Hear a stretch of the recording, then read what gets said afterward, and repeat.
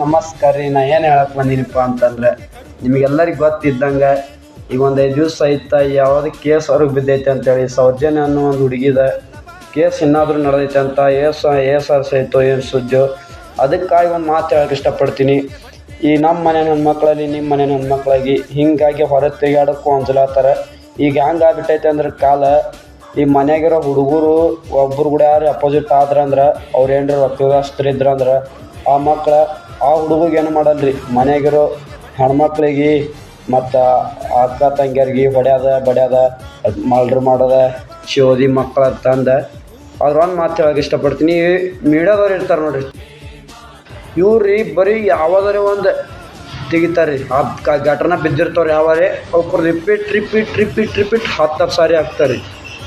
ಅವ್ರೇನ್ರೆ ಇಂಥ ಹಾಕ್ತೀರಂದ್ರೆ ಇಂಥವೇನ್ರಿ ಮರ್ಡ್ರ್ ಮಾಡಿದ್ದಾಗ ಹಾಕ್ತಿರಪ್ಪ ಅಂತಂದ್ರೆ ನಮ್ಮ ಡಿ ಬಾಸ್ ಅವ್ರಿಗೆ ಮಾತು ಹತ್ತಿತ್ತಿಲ್ಲ ರೀ, ಕೇಳಿಸ್ಕೋರಿ ಒಂದು ಸಾರಿ. ನಮ್ಮನ್ನ ಸೂಳೆ ಮತ ಮೀಡಿಯಾದವರು. ನಾನು ಇಷ್ಟೇ